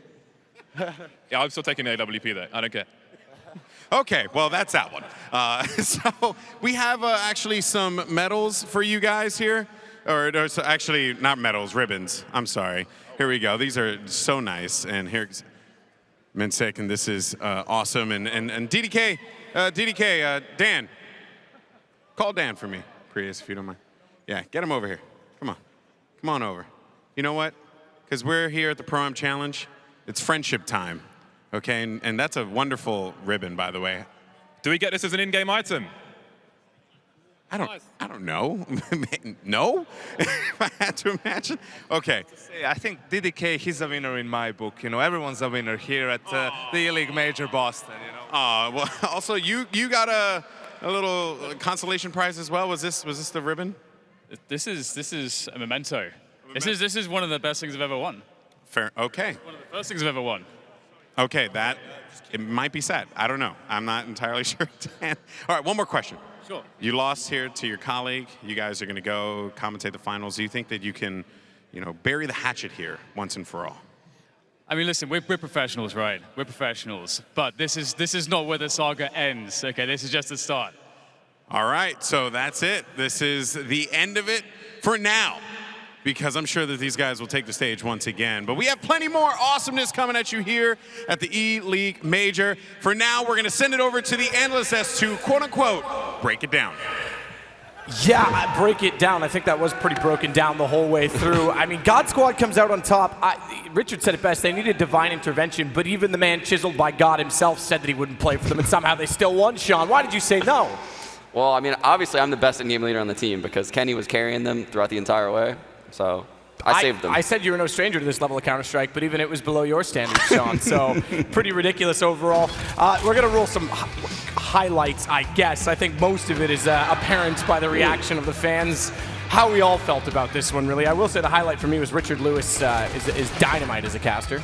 Absolutely, we knew that was going to happen. I've got to say, Sean, that might have been the best tactical decision I've ever seen you make to not participate in this game. I think that was a very smart move. You've done well there. I think honestly what happened is almost the entire God Squad team got pulled into the gravity of how bad Bardolph was in the beginning, and they had to try and get out, just like a black hole. Yeah, exactly. Oh, just escape it, If he's in the water drowning, just leave him there. Don't jump in to help him out. That's not going to work. The guy, I think, had 8 kills, and 3 of those were an anti-eco spray down through smoke. Like, let's talk about that for a minute. Unbelievable. I just love it. I do want to say, look, apparently there's something in watching games that makes you better, because both Prius and Sapphire are actually pretty sick. I got to give them some props. Prius came up huge. At 3K with the AK to win that early round. Yeah, and Sapphire top fragged, I think. I don't know if she finished on top, but she was definitely, I think, 3 rounds to the end. She had more kills than anyone else on the team. Quite ridiculous. We will talk about the captains well, first off, before we get to that, because I want to close on that note, but Moses and Knives, what is that? That has to be the most embarrassing thing I've ever seen. I've never even been a part of a match where one person got knifed twice. Yeah. No, it's ridiculous, isn't it? Maybe, I mean, we go through metal detectors when we get in here, and but somehow it seems to attract it anyway, that the knives just sticking in his back. I don't get it. I tweeted out that I would have thought his bald head would have been like blinding for anyone behind him, reflecting. That's a good point. Not a chance. We do have eye tracking of obviously one of the most astute Counter-Strike players in the history of the game. Been locked on his crosshair. What is James looking at this point in time? Sean, you've got to break this down for me. I'm lost. I'm throwing up in my mouth right now. I can't talk. Yeah, close your eyes. You don't want to get infected by this at home. It might transfer through the screen or the internet, so just try and look away. You really don't want to see it. I think he was trying to look away too, by the looks of it. Look, he's below his crosshair. What is? Oh my God! He's trying to find out where his bullets are going so we can figure out the game. I think. Look, confirming kills. Unfortunately, they're all going against him, and then finally gets 2 without him looking. Look, game completely rigged. Picks up Kenny S and Apex, steals away Yanko for a banana, gets the map draw because he's in both envelopes, and they still barely win.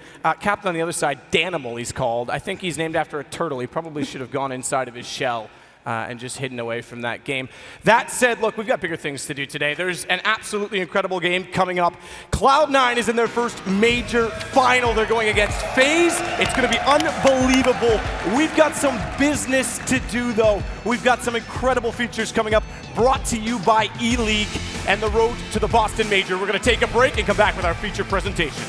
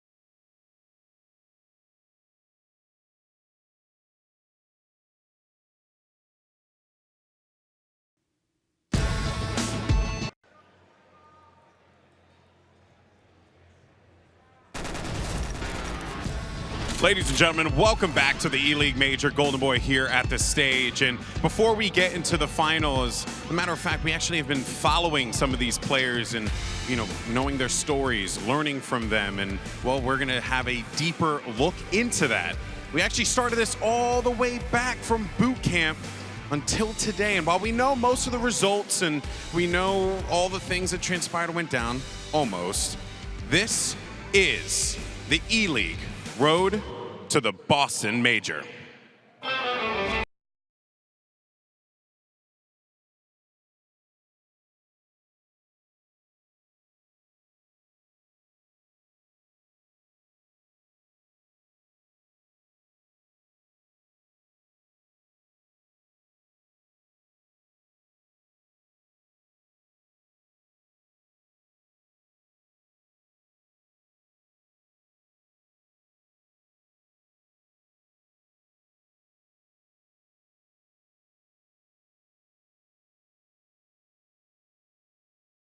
Game is Counter-Strike Global Offensive. And the aim is simple. One team of 5 tries to detonate a bomb. The other vies to defuse it. Young enough not to know what to believe in. And for these global superstars, this is no game. This is Major.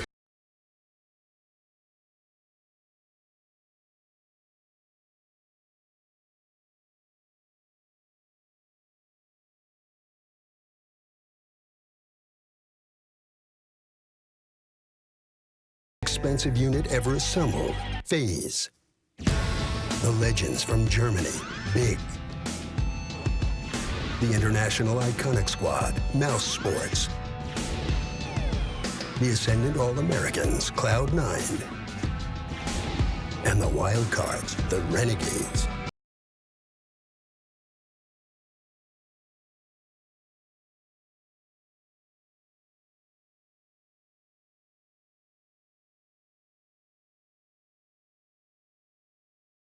The world's most successful players. Oh, he's fired up. The game's most prestigious tournament. Oh my God! From Atlanta to Boston, a champion will be crowned. They're looking so good in this round. And legacies defined. What a ridiculous performance. Ready, CS, go.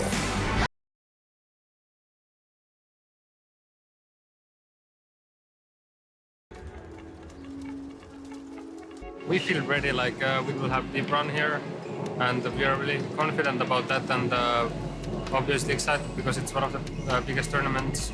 Although they flew in from Detroit, the Renegades are a team with deep Australian roots. And while the majority of them still hail from down under, recent roster talent upgrades from North America could make this squad an exciting underdog to watch.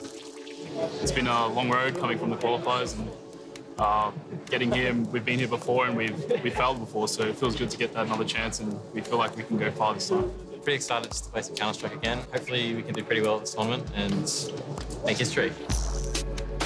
Cloud9 comes to the E-League Major on a hot streak as they are surging up the standings, currently ranked 5th in the world. This All-American team didn't become legit contenders overnight. It's been a relentless pursuit that has propelled them to the game's elite level and the chance at forging a legacy as legends. This is like the most important event for us, so we made sure that we practiced a lot, and we're going to use everything we have here to make sure we do well. And that's the main goal, to make sure we get top 8 and even fight for the #1 spot. Yeah, to make sure run point individually, obviously, like play your own individual practice before you come here, but at the same time, like we made sure we put a lot of team practice. We scrimmed a lot, like 5-6 times a day for like 4 or 5 days. We had a little boot camp before this, so I think we're amply prepared for anyone we face.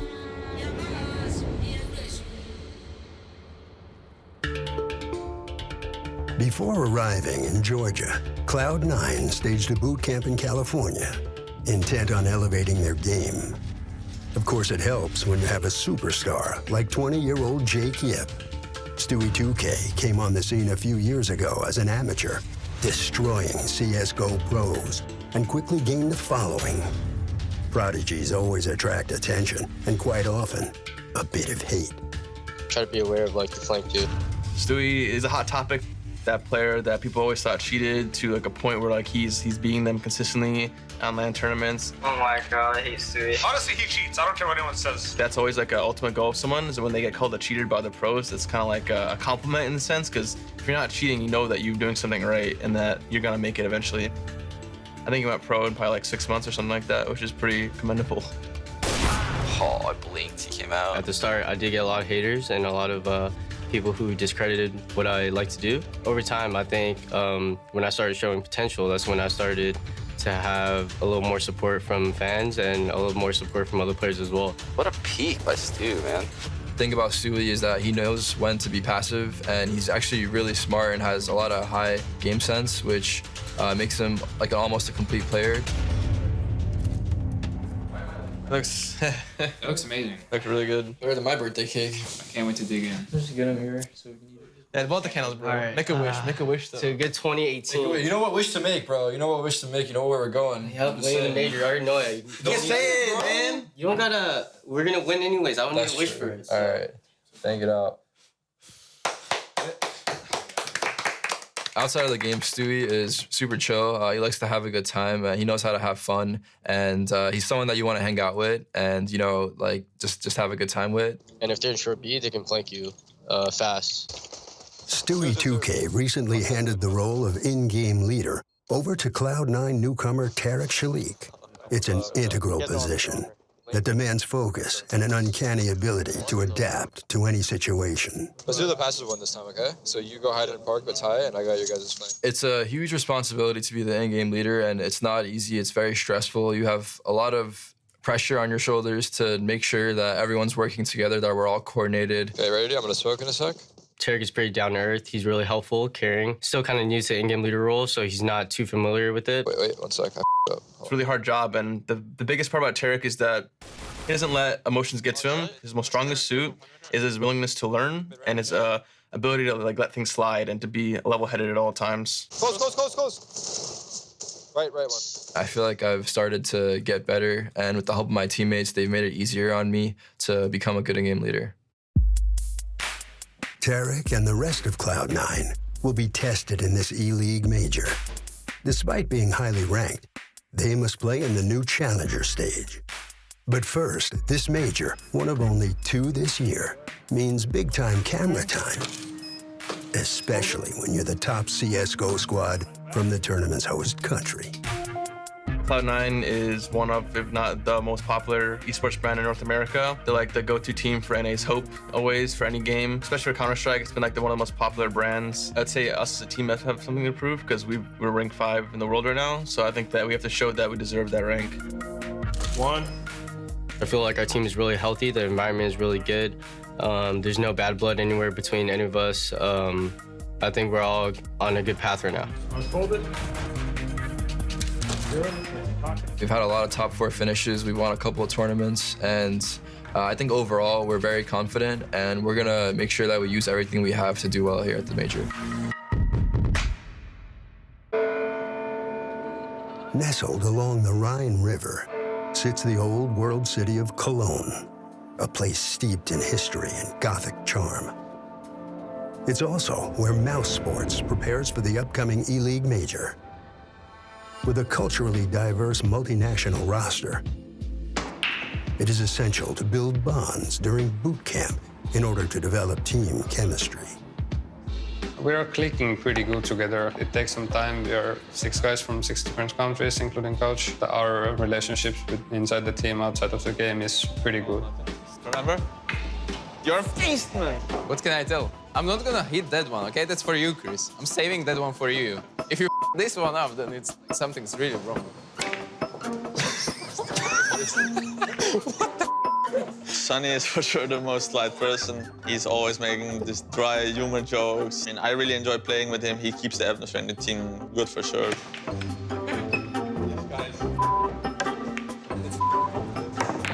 Look at this technique, man. What's his plan? We're really like different personalities. We have 2 guys that are like talking non-stop. It's Christian and Sonny, and they're talking like nonsense all the time. Chris, have you even played pool before? Let's move to the darts. We are over this game over. It's just kind of equalized, you know, the balance within the personalities. We just somehow mesh together. Getting along in a relaxed setting is one thing, but dealing with the pressures of being a CSGO team is another. So Mouse Sports puts in hours of hard work that are essential to performing well at the ELEAGUE Major. Stairs. Window. Okay. Obviously, we're just playing a lot. We need to get back in shape as soon as possible, so we're just going over old tactics again, repeating the things that worked really well for us. We're looking back at some old matches that we've played in the last few tournaments. Mouse Sports is a long-tenured Counter-Strike team with an illustrious history, but they have had their share of turmoil. I haven't seen a more dysfunctional family than that since the Manson family. After a disappointing few years, management shook things up in 2017, and the new international lineup has reinvigorated the team. Oscar's got two, Sticker's gonna finish it, and Mouse Sports, they've done it. The trophy is theirs, just a month together. The roster change was quite heavy, but it was necessary. That's a good way to end. We like that. That was stepping stone for Mouse Sports. And now in Mouse Sports, I feel like this might be the final point and we just have to work together. The two newest members are Martin Stiko Stig. One belong, Pasha corner. And Mahika Sanika Hempi. Flashing over connector now. The youngest player on the team is up-and-coming star Robin Rops Cool. Window. And seasoned pro Tomas Oskar Stashny is arguably the team's best player. I'm like a sniper, silent guy because I don't like to talk too much. I mean, I prefer to focus on things than talk.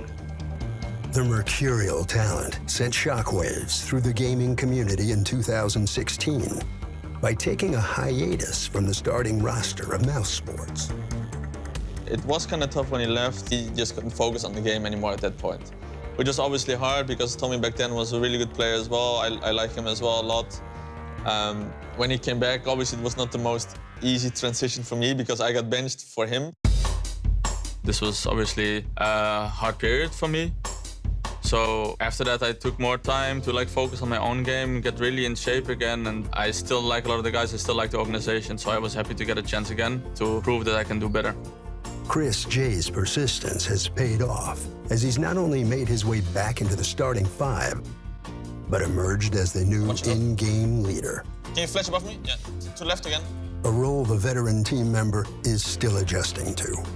I'm the captain now. I have, in this sense, more responsibilities as before. But this feels good. I actually like it more than I expected. It was hard at the beginning, but since I had good help, coach was helping me a lot. Yeah, we can take flat to deep. Nading. Close. Was close. Can you mollow behind? I don't have mollow. I'm spamming a bit behind the smoke. I'm gonna flash plat and take it. No, we can take it later anyway after Kerrigan smoke.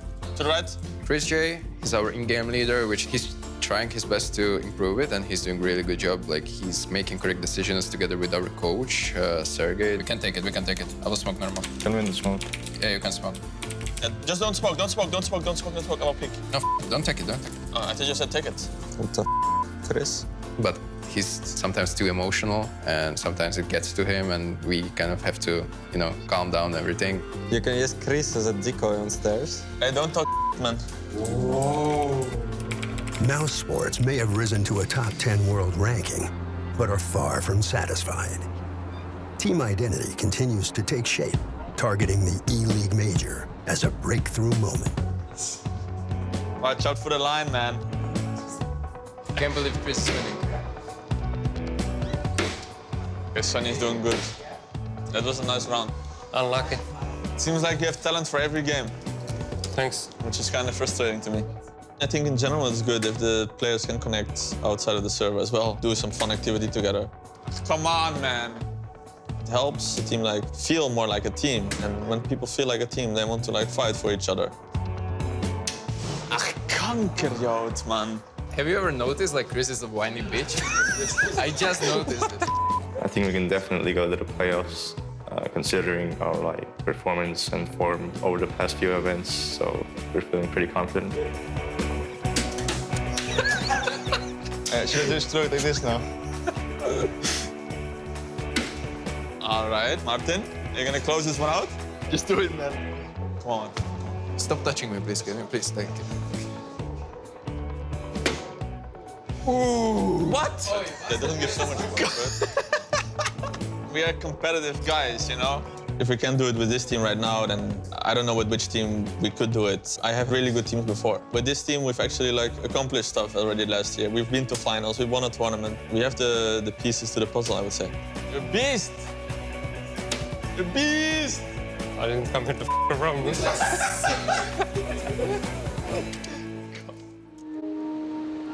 When it comes to Counter-Strike, SK Gaming is simply the best, as they've been #1 in the world for most of the past year. This close-knit team of Brazilians are brazen and can back it up. Like Big, they have a first-round bye past the challenger stage of the E-League Major. So for now, they boot camp with the core of this mega-talented team.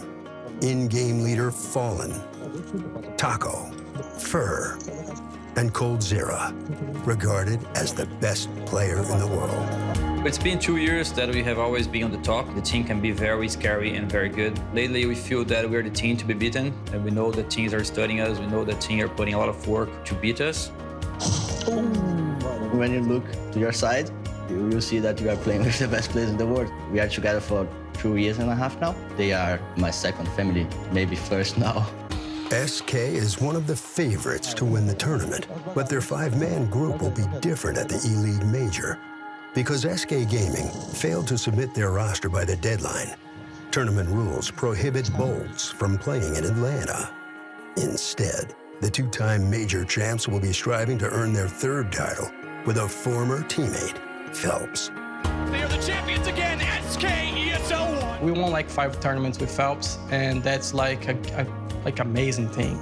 But after that, we have like some fights and some like, I mean like we are not on the same page, you know?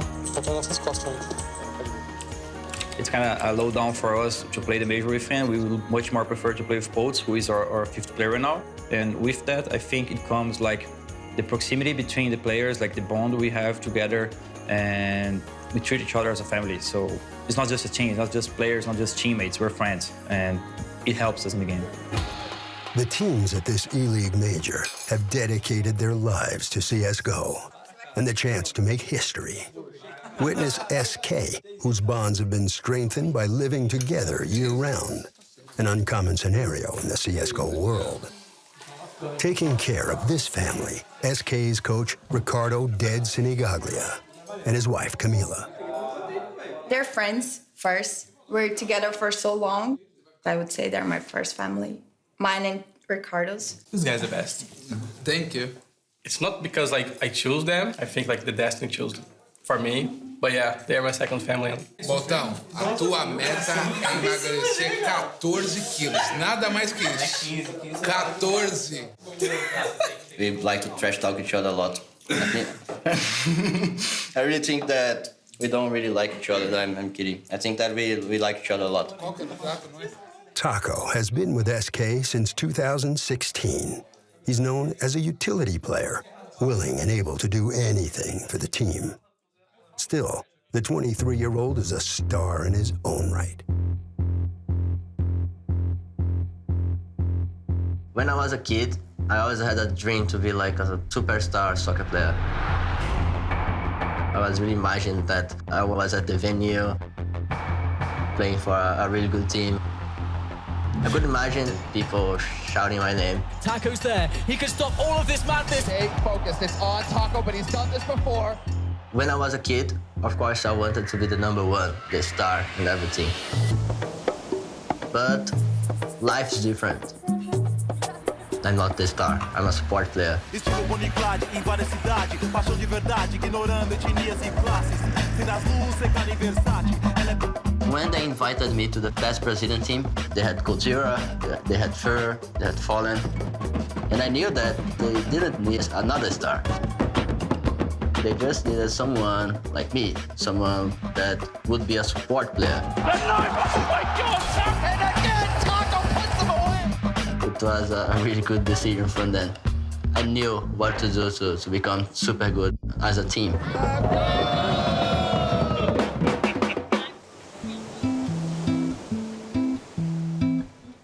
When people ask where I'm from, I'm really proud to say that I'm from Recife because it's the best city in the world. Even though I know many beautiful places, when I come back home, it's something special to me. Já causou bastante. When I was a kid, I was the troublemaker of the school. They always received some calls saying like, hey, Taco is doing something bad. Hey, you have to come to the school, so you have to do a meeting because of Taco. But what can I do? I'm just like this.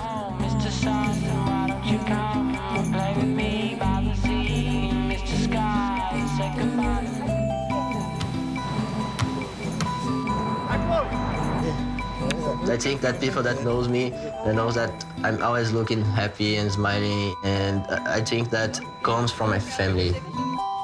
Boa tarde. Boa tarde. Tudo bom? 2 caldos de cana. Normal, tradicional, pelado.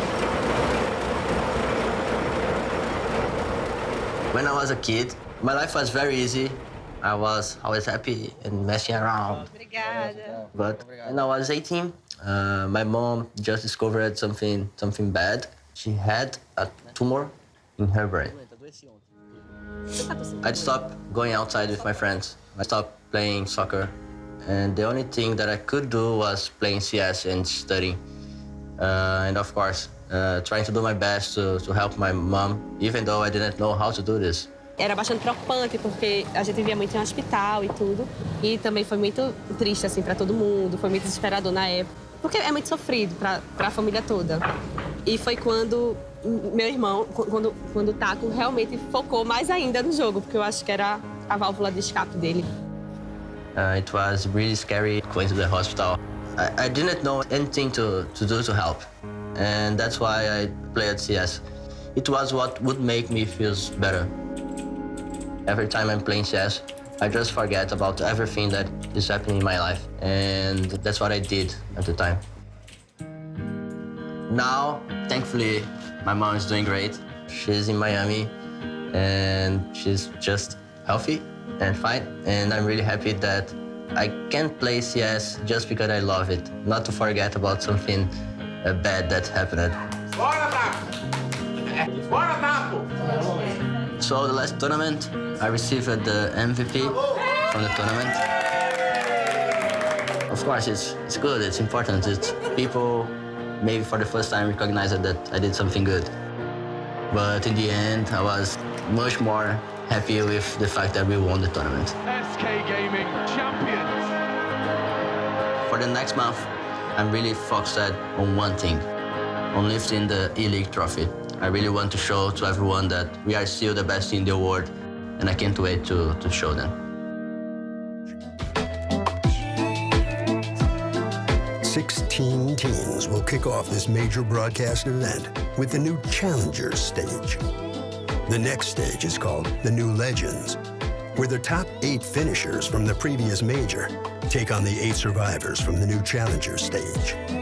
FaZe Clan, a collection of superstars, is considered the strongest among those looking to qualify.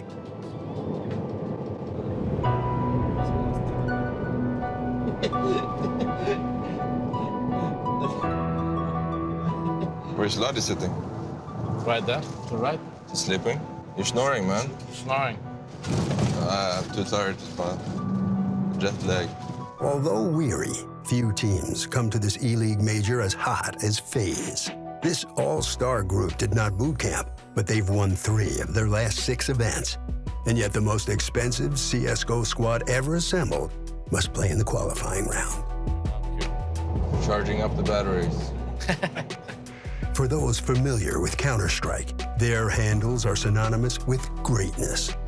Olaf Meister, Rain, Guardian, Nico, and Carrigan. We are going to Olaf Meister's favorite Korean barbecue. Every time we play our old teammates from other clans, if you win against them, you have to pay Korean barbecue. So we're probably gonna go here 8 times this week. Yeah. Could I get an extra bowl of kimchi? Yeah. And a bowl of rice each. I don't do chopsticks. I do chopsticks. I think I'm the only one. What is this? I don't know what it's called. But it's good. It's good. What? I It's, know what kimchi is. This is cheese and corn. Something like that. And, I think it's with egg, yeah. This is rice. This is salt. This is water. I don't know. Should we do it now? Cheers with water at least. Cheers, guys. Yes. Qualifier for the men. Qualifier. So we are a pretty good team at the moment. We are a big playoff team. We strive under pressure. So once we get to playoff and the big matches, this is where we will feel ready and be ready. Fire. Fire. Fire. Fire. FaZe might be number 2 in the world, but they're still coming together as a unit. The team has some of the biggest names in CSGO, players who have an appetite for winning majors. Major has this prestige that any other tournament doesn't have. You only have a few majors in your whole career to win, and you want to win them. So who's got the major here? Who doesn't? He's the only one. Yeah, it's really old. Yeah. I have done it 2 times. All here on the table beside Olof have tried so many times to go empty-handed home from a major, and it's one of the worst feelings. Sure it's done? I don't think it's done, is it? It's not done yet at all. Oh, you have to flip it. Turn it around. Tomorrow is that day where we have to be focused. It's the first day with practice here. Oh, I'm getting full. And you know that when you start practicing as a team at a tournament, you know it's soon to be the real deal. And then you know the day after, the hell break loose. For FaZe and the rest of the field participating in this ELEAGUE major, the stakes could not be higher. It's every Counter-Strike player's dream to play in the major. The major is still way more important. It has way more prestige. This is a quest of a lifetime. I feel like every tournament, there's always something to prove, whether it's for your team or an individual. A career-defining moment. They think of us as a dark horse, and I think people should be afraid of us. For to be considered an all-time great in CSGO, you need to rise above the rest and capture the coveted trophy. Every tournament that I play is the same feeling. I want to lift the trophy, I want to win. I don't have any nerves. It's just like another day at the office. The best Counter-Strike teams in the world have assembled. For me, to winning a major would mean the world. FaZe Clan is kind of a band of rock stars, and we're here to rule the world. Doesn't matter who's a 5th player, the core of this group is so insanely good that we can do anything. And 3 weeks of intense competition are about to commence. A lot of people call us the super team to compare to, I don't know, Golden State Warriors. The journey begins now. If I am at my peak, no one can beat me.